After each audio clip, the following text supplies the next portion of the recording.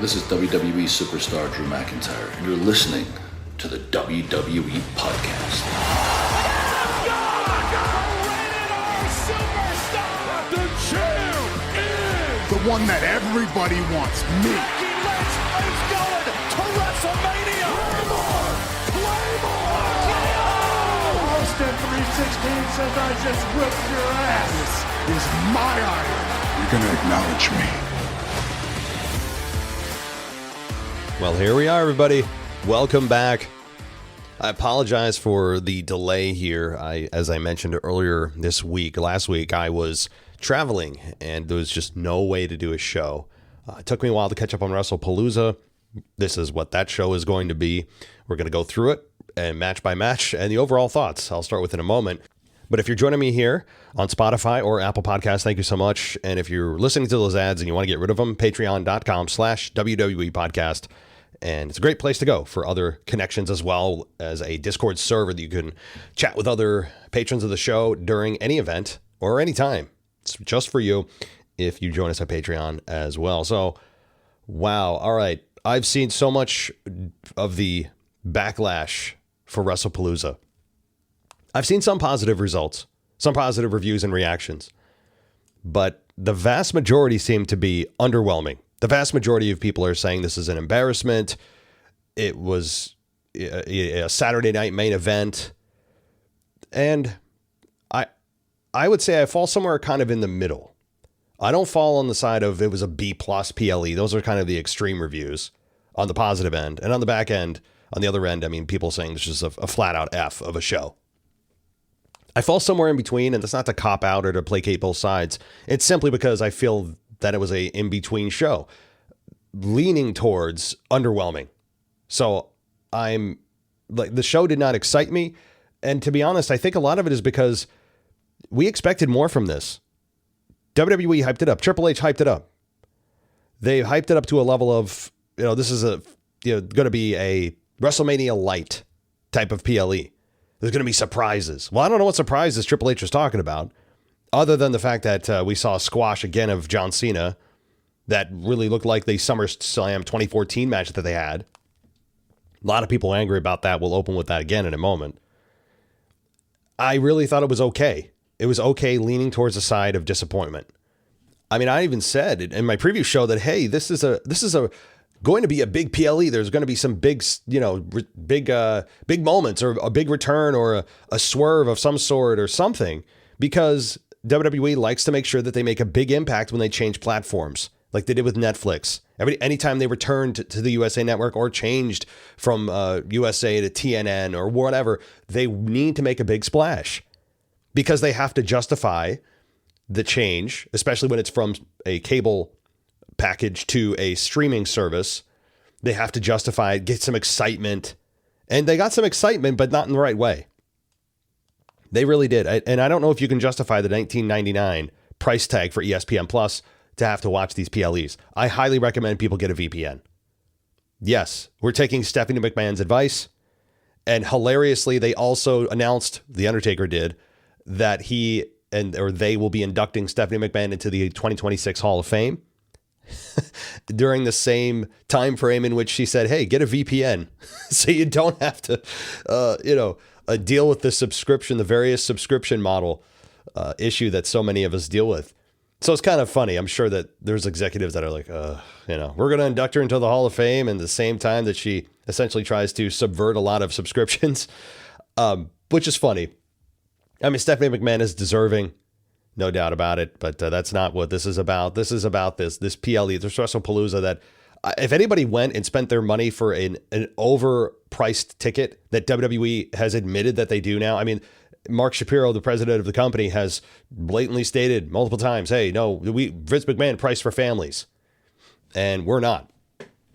But the ticket prices are astronomical these days. I don't know why anybody or how anybody can afford to go, especially if you have families. There was a sign in the audience that was hilarious that said, I sold my house for this seat. I bet you there is a grain of truth in that. For some people, taking out a loan or doing the affirm to pay overtime or whatever, it's brutal. And the only way to push back again is to not go if you can if you really want to send a message to WWE. Now, let's get into it, though, because there is a lot to be said about this, and I'll start with the Brock Lesnar-John Cena matchup that went 8 minutes and change. Yes, disappointing is certainly the word. It was underwhelming from a length perspective. I thought they could go 15, 20 minutes. I really did. I know that's not Brock Lesnar's style. He's kind of a Goldberg-esque type of match or a type of, type of wrestler in that his matches are usually short. Not that Brock Lesnar is equivalent to the skills of Goldberg, but it certainly was underwhelming with time. They could have at least done 15 minutes. And the people in the audience were pissed off, and so were some of the kids. The kids were crying, and I actually felt bad for them. I really did. I really felt bad for the outcome. Granted, most people did believe that John Cena was probably going to win this because he's on his way out and they want to give a feel-good moment, and if Brock loses, who cares? But most people did believe John was going to win, and he didn't. Brock Lesnar beat John Cena. Now, I don't believe he beat him as decisively as the 2014 matchup with John Cena and SummerSlam. I can't believe that was 2014. It feels like 2 years ago. But I don't think it was that much of a squash, but it was certainly a squash by any definition. And having John Cena hit the 3 AAs, Brock kicks out, not really a shock. WWE, whether it's veterans or whether it's rookies or anybody in between, continues to use the finishers as a transition move in wrestling. The finishers are being diminished by the day in wrestling, where they don't mean anything anymore at all. You know it's going to be now 3, 4, 5 finishes to end a match, which is just, it's patently insane. It doesn't add any excitement to the matches anymore. It's an expectation by fans that it's going to take several, and it shouldn't be. It should be one and done, with the rare exception to multiple finishes. If it's a big moment, a big match, there's a reason for it, not just a standard part of the match for everyone. It's so infuriating. And I don't let John Cena or Brock Lesnar off the hook on this. Sorry. I know they're legends, but finishers have to start with someone to mean something. But that, beside the point of that, where, it was just going to be F5 City, and it was. We got the German suplexes. Brock Lesnar got beat red-faced real quick. And I thought I don't know if he was out of breath quick or what the case was, but he looked great. No doubt about it, with Pat McAfee on commentary. That was cool again. Saying that Brock looks better than he ever has, and how crazy it is, and how long he's looked like this is pretty impressive. To stay like that is pretty damn impressive. So Brock Lesnar brought it. The effort was there on both men. I don't think Brock Lesnar was lazy in the match. You pay him, he'll do the work, and he does. He busts his ass. This is not their fault. It's not Brock's fault. It's not John's fault. You put it at the feet of creative. You put it at the feet of Triple H. And if the story here is that Brock Lesnar is going to be world champion, if that's what he's chasing next, then, I guess this makes sense. Also, the fact that Brock Lesnar is going to be here a little bit longer than John Cena is, with John only having 4 dates left. We're not going to see him until Crown Jewel. We don't know who his next opponents are going to be. Could be Brock Lesnar again. People are floating Brock is actually going to be his final opponent, which would be a big womp. It can't be Brock. It just can't be. But we'll see where that ends up. Brock Lesnar being introduced by Paul Heyman at the beginning of the match was kind of cool, but also kind of a bit of a wasted opportunity here with Paul Heyman and Brock Lesnar reuniting. I think they should have kept them apart on TV for as long as possible until you're going to bring them together for some reason. And maybe that reason is already here, but they could have done it a little more interestingly. Where, it looks like Seth and his Vision are on a totally separate storyline, separate world. Brock's doing his thing, or he just disappears, and then the Vision are, working with LA Knight or whatever. And out of nowhere, here comes Brock Lesnar to come face to face with Seth. And then again, Paul Heyman, what does he do? He's the Oracle, but he's also an advocate. What does he do? And that would have been much more exciting than just having them. I don't know. I think it could have been introduced in a much more dramatic fashion of the reuniting of those two than just having him coming out to announce Brock Lesnar in the match, which again was cool, but I was waiting for him and hoping for a bigger moment when they finally met. And now it just, I don't know, it kind of washed that away a bit. But the match itself I thought was fine. Again, I mean, it's the power for power move that you're going to see with these two. And that's it. And you get an F5. I think it was a total of six F5s. And the referee got it as well, which is also really funny. Anytime Brock Lesnar attacks somebody that's a tenth of his size, it makes me laugh. It's just inherently entertaining. So the referee got it. John Cena got it 6 times. And Michael Cole is shouting for his suspension or whatever, which again, Brock is probably not going to appear again until maybe Crown Jewel. Who knows? We know the expectation for Brock Lesnar is at a basement level when it comes to his appearances. And I'm sure some people are just flatly pissed off at WWE for the result here in this match. An essential squash of John Cena. Where does John go from here? Brock Lesnar moving up here, maybe the world title. I'm not sure. You still have floating out there when he returns from his nose injury. You have other opportunity, maybe Braun Breaker. Of course, that's going to be fun when Braun Breaker and Brock Lesnar go face to face. So that could be the next step here. But I'm interested to hear what you guys have to say about the Brock Lesnar squash of John Cena. And by the way, we do have an email or two that we might get to, maybe a voicemail on the back end of this show, so we can get your voices on the show. They may be a little bit late to the party. I apologize again, a bit of a weird week for me last week, but we're back in the saddle because this week I am on a normal schedule for those of you that care. All right, let's move on to something else here. Another matchup that was The Vision taking on the Usos, Jimmy and Jay. The match, I enjoyed the match. I thought it was a little bit slow at times, a little bit too chaotic at others. So kind of opposite problems. What was the timestamp here? 17 minutes and 12 seconds with Reed finishing off Jay with the tsunami and got the victory. And Jey Uso got cut bad. It looked like he might have suffered a concussion. The bump he took at the end through the table was it almost looked like nobody was home. He didn't land right. It was just kind of like a lazy fallback, which I'm not faulting him for. If he was actually hurt, I mean, you take care of yourself. But it looked like it wasn't a bump he took correctly. So hopefully he's all right. I don't know exactly where the cut happened on Jay, though. I'm still trying to find out where and how that happened. It all of a sudden he just was bleeding, and I'm like, well, where? What spot? I'm not sure how that happened, but it was a match, again, violent, fun. It was the outcome that you should have expected, though, because the Vision, especially Braun Breaker and Bronson Reed, which are 2/3 of the Vision, they are the focal point of the group. They're the reason for the group even existing to begin with, because you're trying to get over new talent, create new stars. And I thought it was a decently well done match. There was no missteps that looked really bad or anything like that. It was about putting Bronson Reed and Braun Breaker in the spotlight again, beating one of the greatest tag teams of all time. And let's see, I'm looking at some of the spots here I might have forgotten. With LA Knight as the special referee.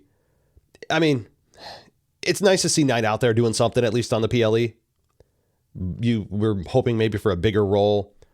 I think that LA Knight still is probably going to be working with the Vision for the foreseeable future. He works well. I was wondering if we would have had a heel turn by Knight here. I actually thought it was possible that Knight turns heel. It would have been a good platform for him to do it. I don't know if it's the right time for LA Knight to turn heel because he's still rolling pretty well as a babyface. But there is a case to be made if you want to shock the world and maybe go a different direction for LA Knight to turn heel. Again, it's just a conversation that I think could be had, and both sides could have an argument. But if I were leaning towards it, I'd say no, keep him as a babyface for the time being. And yeah, overall, it was a decent matchup here with the Vision winning, and that was that. Io Sky and Stephanie Vaquer for the Women's World Championship. This match was long, 20 minutes and 11 seconds. And this was, I enjoyed this match. I know the crowd didn't seem to be too into it to begin with because of the slow opening minutes, but that's how longer matches start. And that's always an indication of how long and how much time the wrestlers have. When they start off slow, chain wrestling, move for move, counter, submission, chin lock, reversal, if the match starts out like that, they've been given a significant amount of time. And that's what happened here. 20 minutes is pretty long, especially for a women's match. And it was I thought, well executed. It was well executed. And Io Sky continues to show you how damn good she is. And every time you see her, you're reminded of it. Stephanie did her part as well. No doubt about it. Stephanie becomes women's world champion. And that's the right move because Io Sky, we kind of know and have seen what that is and what she can be as a women's world champion. She's really good. She is right now intertwined in the Asuka and the Kairi Sane drama of you shouldn't be talking to them. Why are you talking to them? Asuka, I'm the leader. Like all that kind of weird stuff that eventually Asuka's going to turn on her with. And I thought it was fine. Actually good. I really enjoyed this match. Might have been one of the best matches of the night by some standards here. And the finish, if you didn't see it, was Io delivering a double knee attack, followed by another running knee. She then went for another moonsault. Stephanie moved out of the way.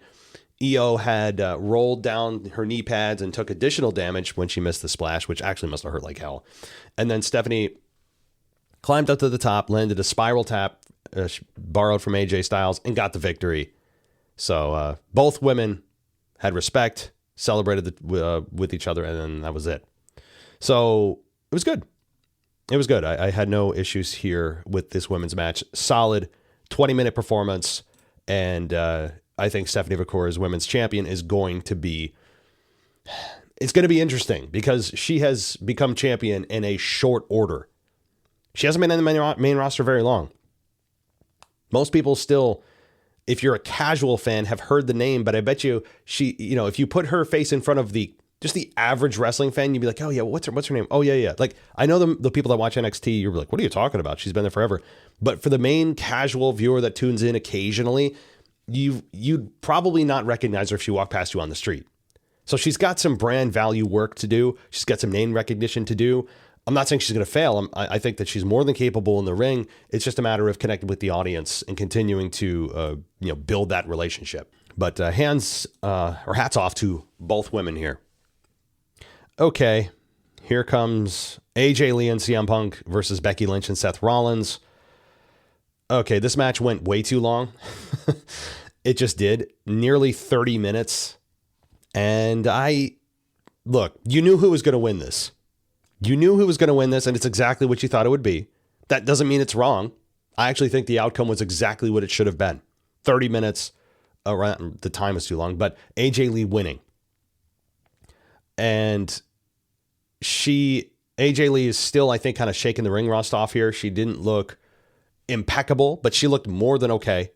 It takes a while after 10 years to make sure that you are knowing what you're doing. Also, the standard of women's wrestling has increased since she left. So what we would have looked at 10 years ago when she was wrestling and if you just saw an AJ Lee match, you'd be like, wow, she's one of the best on the roster.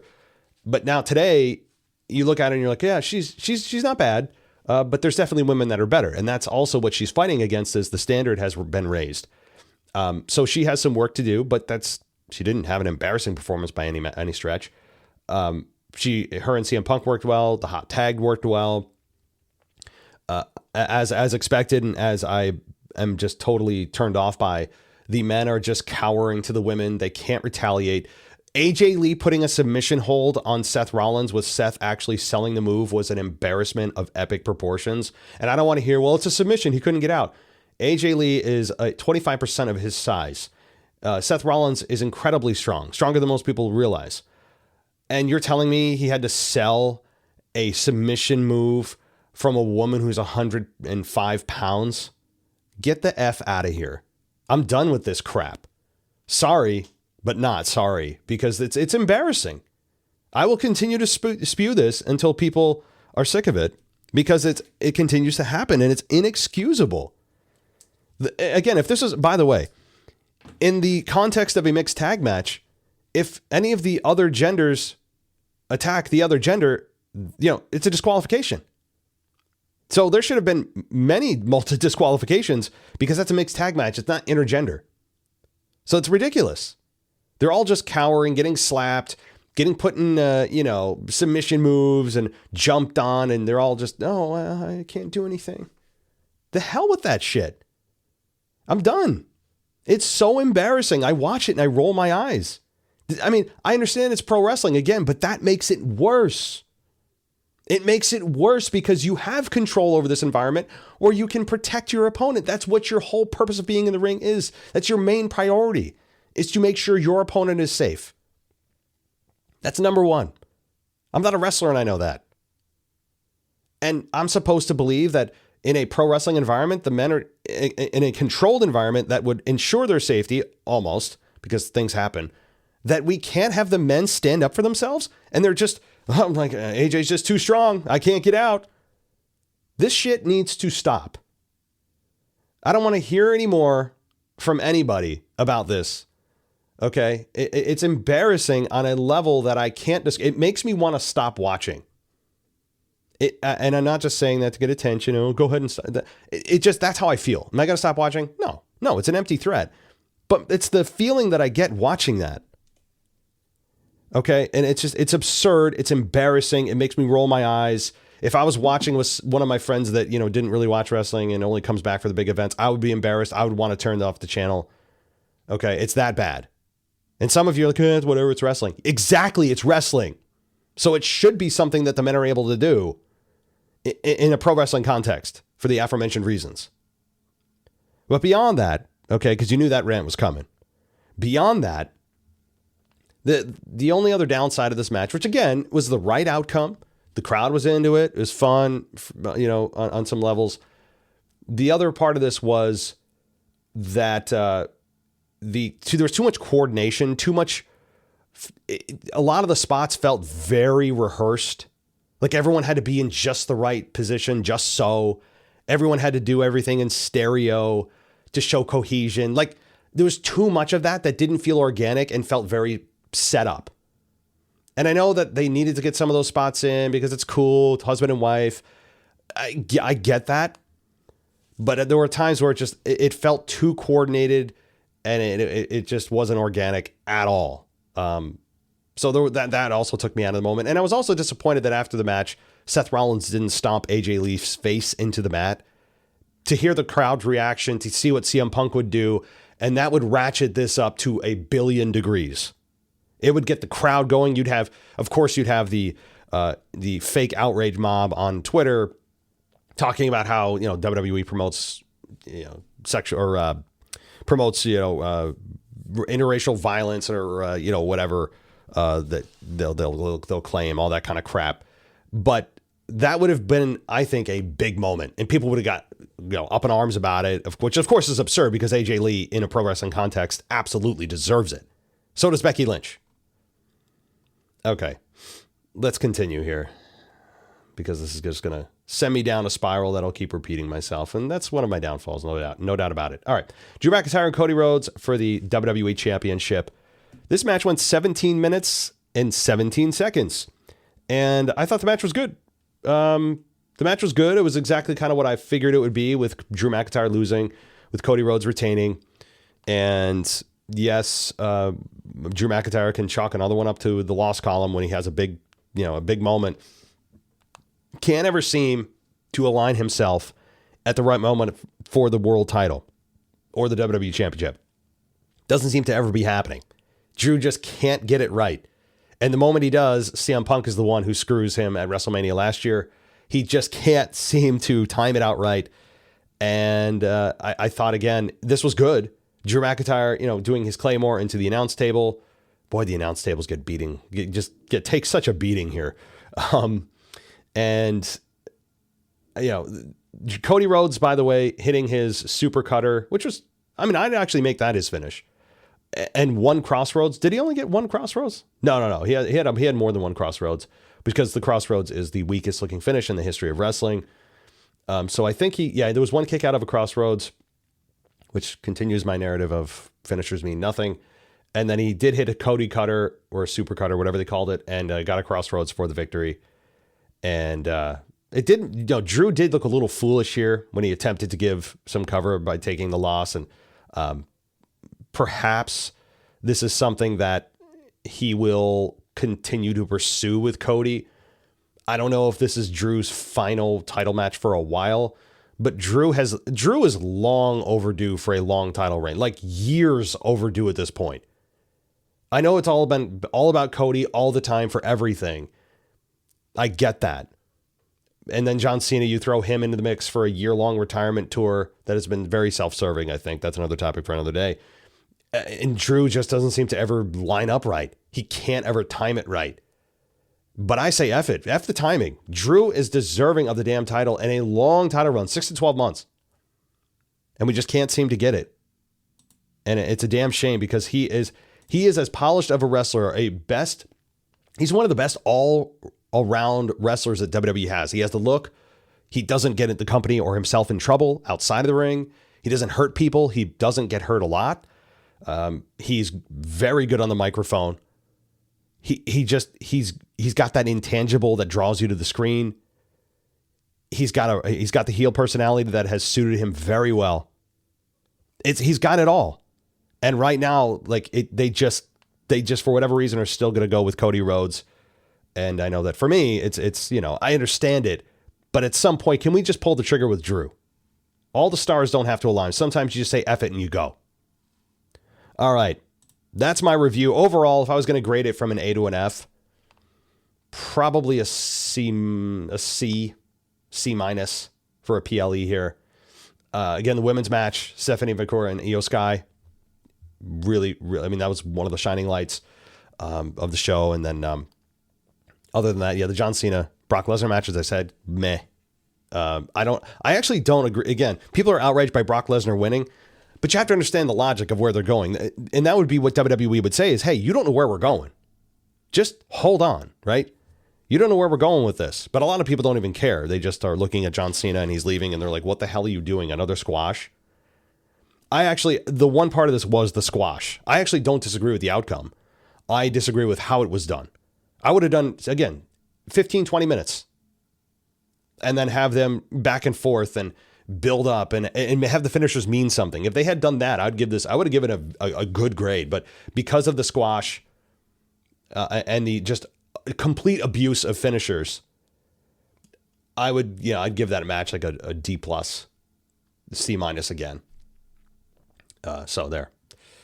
Alrighty, let's get to your emails. I do have a couple here because I promised that we would get those in if you sent them while I was away over the weekend. So let's see here. This is Blair. And this was, again, prior to the PLE with predictions from some of you. So this is the WrestlePalooza predictions from Blair.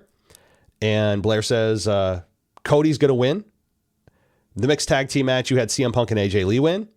You had John Cena winning the Brock Lesnar match. You had Io Sky winning the Women's World Championship and the Usos winning against Braun Breaker and Bronson Reed. So you got 2 out of 5 there. 2 out of 5, which, mathematically ain't great, but I see why you chose those, those other ones. I get it. I think most people expected John Cena to win, and the Usos winning. You could have made a case for that too. This was, in some respects, this was a very difficult PLE to predict with, especially the Usos and Bronson Reed and Braun Breaker. That was a difficult match to pick, as well as honestly John Cena, Braun Breaker, because both men you could have made a case for. Thank you, Blair. Let's go to, let's see here. Let's go to DJ. And he says, hey, Matt, since I missed the cutoff for the predictions, attaches my Joe Hendry report that I received, or that I recorded in a variety of locations. Can you guess how many? Oh, gosh, I don't know. But we'll listen to it in short order. So we'll get there. But all right, that might be, I thought I had more. I might have accidentally deleted it. If you sent in an email and I didn't read it, I apologize. Let me know again. And if you are on Patreon, you can send me a message directly in the in-house messaging platform that they have. So, yeah. All right, we'll get to that Joe Hendry report. Actually, let's do that. Let's do that right now. This is DJ Kuzmo back at it again on your Mailbag Show. Record you live on a Wednesday morning, and you know what time it is. It's time to say his name and he appears. I believe in Joe Hendry. I believe in Joe Hendry. That's right, folks. Joe Hendry is his name, as I take you to my 60-second episode of the Judge Report. And like always, coming to you live from an undisclosed location. But before I begin, let me take you back to what took place last night when I went to see the Mets versus the San Diego Padres live from Citi Field in Queens, New York. So let's go back last night to a past DJ Kuzmo. Take it away, DJ. Well, thank you, DJ, and I am live. This is Tuesday night. I am live from the parking lot of Citi Field as the Mets had a thrilling victory with a score of 8-3 over the San Diego Padres, and this was Hispanic Heritage Night. If you hear my voice kind of a little bit slurred, I had a little bit of alcohol. But anyway, this was a big win for the Mets, as right now they are still with that final wild card spot in the National League. Hopefully they'll be able to get to the playoffs as we come down to the end of the season. We got a score of 8-3 as the Mets scored early and often during the course of the first and second innings, with a lot of contribution from the offense, from Pete Alonso, from Soto. If you can hear the people in the background as they're chanting, "Let's go Mets," the Mets continue to go forward with this game, and they have never lost the lead as they maintain this game with a score of 8-3. Anyway, I'm going to take you back now to DJ Kuzmo live from the undisclosed location. Take it away, DJ, as I try to compose myself here. Thank you, DJ. Now let me take you back to a TV taping of TNA Pro Wrestling from last week, in which we were supposed to have the matchup of Joe Hendry versus Eric Young, and how Eric Young was talking about how TNA needed a cleanse. However, we did not get that matchup of Joe Hendry versus Eric Young. At the last minute, the matchup was changed as we now had Joe Hendry versus Eric Young's young protege and Travis Williams of the Northern Armory Tag Team. This match lasted 3 minutes and 18 seconds. During the course of the match, the referee banned both Eric Young and the other tag team member, Mr. Judas Icarus, from ringside, so it became a one-on-one match with no distractions as Joe Hendry got the victory over Travis Williams via the standing ovation chokeslam. But after the match, we got something very interesting as Eric Young attacked both Judas Icarus and he attacked Travis Williams with the pile driver, the sit-down pile driver. What is going on in the mind of Eric Young as he attacked both proteges? Let's see what happens as that story continues as we go now into what happened this past Saturday at an NXT live event as we had Joe Hendry, Shiloh Hill, and Hank Tank as they went up against all 4 members of Dark State in an 8-man tag team match in the main event. By the way, this NXT live event from Saturday, September 13th was taking place at Orlando, Florida. However, Joe Hendry and his team did not get the victory as Dark State once again stands tall to get the win over Joe Hendry, Shiloh Hill, and Hank and Tank. And he appeared last night on NXT on a special episode. We had NXT Homecoming live from Full Sail University in Winter Park, Florida. We get a backstage segment of Ren Sinclair and Charles Dempsey of the No Quarter Catch Crew. She mentions to Charles that the group needs a fresh start, whether it's new music, new jackets, something big. Charles said, "We don't need any of this. The No Quarter Cash Crew has fallen on hard times, but all we have to do is refocus." Charles says that he plans to go to Japan for a month to come back a new man, but then he said something very interesting. He finally says, "I know with me being gone, it's going to be," and then Ren says, "glorious." As she says that word, we get the appearance of Bobby Roode. That's right, folks, Bobby Roode, who's also known for his catchphrase, "glorious." He made an appearance. Ren asks Bobby, "Can you do the thing?" Bobby says, "Sure." He raises his hand, and the chorus soundbite says, "glorious." Ren Sinclair says to Charles, "That's so cool." Then she said his name, Joe Hendry. Saying Bobby Roode was just almost like saying Joe Hendry. Joe Hendry randomly appeared from behind a door as his music plays. Then we get an interesting conversation of Bobby Roode as he talks to Joe Hendry. And he says, "As a former TNA World Champion myself, I gotta tell you, seeing you walk down the aisle with the TNA World title in your hand at WrestleMania was absolutely glorious." However, Bobby continues to say to Joe, "But now that you're in NXT, there's another championship that I once held that you need to focus on, and that's the NXT title. Just know that when that day comes, I'll be rooting for you." Joe says to Bobby Roode, "The fact that someone of your stature thinks that I can do it means the world. We then see Joe and Bobby Roode shake hands as now this segment comes to a close. But it's very interesting to see that there's a possibility that when the dust is settled, Joe Hendry could be in an NXT championship opportunity against Obafemi. When will that day come? We shall see. But always remember this very important question. What random place will he appear if you just say his name? Always remember to believe. Say his name. Always remember the words that Joe Hendry says anytime, any place, at any show. And most importantly, always remember to do this. Wave your hands from side to side and say, oh, I believe in Joe Hendry. Joe Hendry is so prestigious. Once again, this is your guy, DJ Kuzmo. Have a blessed week. Be kind to one another. Stay safe, my friends. Believe and peace. DJ, did I hear 3 or 4? 4 locations, perhaps? Yeah, that was. I'm glad you enjoyed the Mets game. I appreciate. Alcohol-induced calls are. I want to say they're welcome, but then I could be opening up a very messy door, a door that I don't know if I can close. So appreciate it. I had a few drinks this weekend myself. I'll leave it at that. But the Mets, yeah. Again, here's my MLB segment for the week. That if you don't like MLB, then just turn this off. I'll be brief though.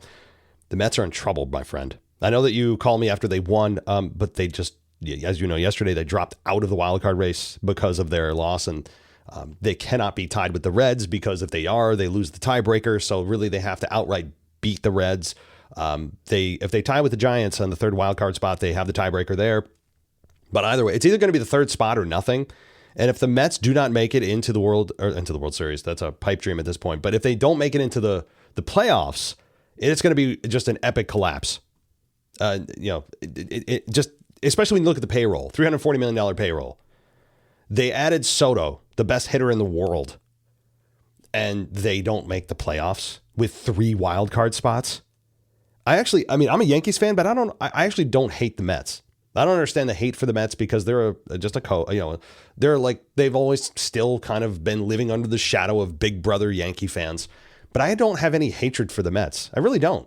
I invite a World Series that is a rerun of the 2000 Subway Series of Yankees and Mets, at which point then I'd root against them. But I don't hate the Mets.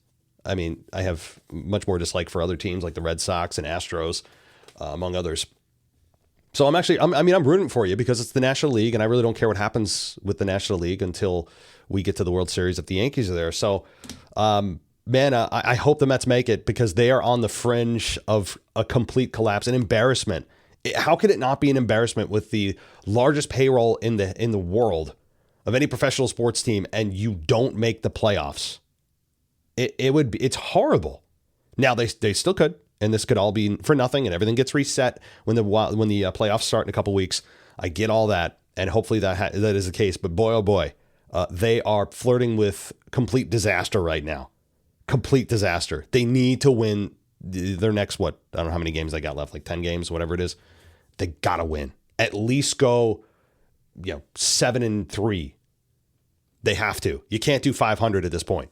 So, all right, thanks so much, DJ, and thank you for the update on Bobby Roode as well. Wasn't really paying attention there, which is why we have you with the Bobby Roode, telling Joe Hendry where he should focus next, which of course is the NXT title.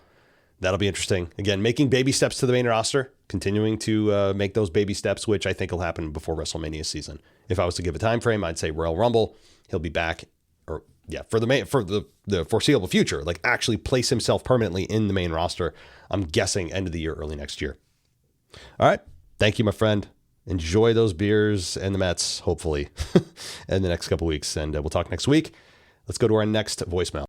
Hey, it's Kyle. So I wanted to talk about the situation between, the women's division on Raw right now. It feels kind of all over the place. You have Stephanie and EL to face each other for the championship to come out of, that show, who's going to come out as the champion.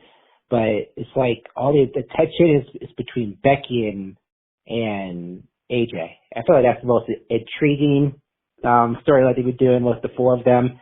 And I think it doesn't matter to me who ends up becoming the Women's World Champion, because as long as Becky is doing what she's been doing since she came back from from WrestleMania to now, it's been awesome. It's been flawless for the amount of work she's been doing in foreign promos, and even stuff she's doing with AJ Lee, even with AJ's return as well. It completely is just changing, everything. It feels like everyone else is secondary in the women's division right now. So, yes, Rhea's super over, and, I love Io and I love Stephanie, but it's going to be interesting coming out of WrestlePalooza how they're going to capitalize on whoever walks out as the women's champion, because there's going to be still a lot of focus on AJ and Becky for the rest of the year for the IC title. So it's going to be interesting what's going to happen. How can they change the momentum into Stephanie or Io to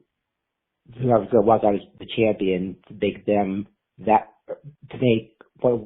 make the reign interesting to everyone else, I guess. So be intriguing, because again, Becky and AJ are going to dominate, I think, Raw for the majority for the rest of the year. So that's just it. Thanks for talking about. Kyle, yeah, the women's division right now is right now the focus is AJ Lee because she just returned. She's the fresh hot face. But, we do have Rhea Ripley finally taking a backseat to the women's world title. And I think she should. I know Rhea could get involved here. And if they do, they do, because she is incredibly over and arguably the face of the whole company's women's division. They could have Rhea Ripley kind of insert herself once again back in the picture. But I would actually argue that she stays out of it, because there's more to be had for the women's division than just Rhea Ripley as champion, or Rhea Ripley challenging, Rhea Ripley chasing the women's title. And I'm all for people focusing on that as a goal that their character is stating that I want to be champion. But you can't have everybody chasing the title, or the same people chasing the title all the time. So who could be challenging now that we know Stephanie McCoy has won?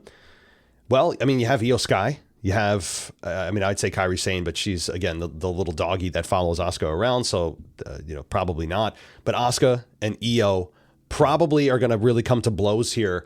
And then you're going to have Asuka and Io in a triple threat with Stephanie McCoy, possibly at the next PLE, or you could have it a Raw main event or something. That's probably where they're going, is Asuka and Io with Stephanie. But Stephanie's not going to lose it. Stephanie is going to keep that belt for at least the next several months. I'd be shocked if they have her drop it. It would be shocking in a lot of ways, because she's the up-and-coming talent. Highly rated coming out of NXT, has done very well since she got to the main roster. But she needs that time to establish herself. And I'm not suggesting she have a long run. I think she should hold it for at least 3 months. At least 3 months. If things are going well, continue it. But at least the next several months, maybe to close out the year. And if she drops it at the Rumble or something like that, that's fine. If they want to go a different direction for WrestleMania. But we don't know how the things are going to be lined up and stacked up in injuries. Or, you also have Liv Morgan floating out there. Don't forget about that. Liv Morgan floating out there, who could easily come back to reclaim her belt because she had to relinquish it since she didn't lose it. She got injured. So I think Liv Morgan is likely, if she's ready to go, and I don't know her injury status, Liv Morgan's a perfect contender to Stephanie McCoy's title. And Liv Morgan is super over. I think when Liv Morgan comes back, despite how they try to position her, fans are going to cheer her. She is one of the best kind of redemption stories that the women's division has had. Going from, remember, she was in the Riot Squad getting squashed by Ronda Rousey for months and months and months and months, just being a complete non-factor, to where she is today. And upon her return, she's going to immediately insert herself back in, and she should. There's a good case to make Liv Morgan champion if she comes back in short order. Now, again, that also spits in the face of, well, Stephanie needs to have a longer run. But I don't know Liv's injury status. That is something only they know and Liv knows. But she's certainly a contender upon return among Io Sky and Asuka that are going to probably insert themselves in, and a good case to be made there to also have Io Sky and Asuka finally come to blows, and then where do her loyalties lie, and have a kind of like mini story there.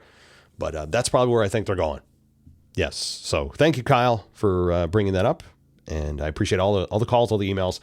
And I hope you guys enjoyed this review. Despite all of my rants and comments I get about my rants, it's going to be the way it is. I'm not going to just pretend to be somebody that I'm not on the show. And it's just, it is what it is, So there. If you guys want to follow me on X, you can do that at wrestling_audio. You can email us at mailbag@wwepodcast.com. I will be back tomorrow night with the Monday Night Raw review. The WWE main event show done by Daniel will be out also later tonight. So kind of catching up on the stuff that I missed. And yes, I apologize again. I know I'm really late to the party on the review here, but traveling in airports and connecting flights and trying to come back and, kind of hungover. It's not exactly the best state that I was in. So getting back on track this week, back to my normal life. And now we can resume our fun here on the WWE podcast. Again, we're also on YouTube. So follow us there. Follow us on YouTube, on TikTok, really anywhere that you have a social media platform. Thanks, everybody. We'll be talking next time. Take care. Thanks for listening to the WWE podcast. Don't forget to subscribe on your favorite podcast app so you don't miss a show, or head to WWEpodcast.com. And for all of these shows ad-free, head over to patreon.com/WWE podcast. Until then, we'll see you next time.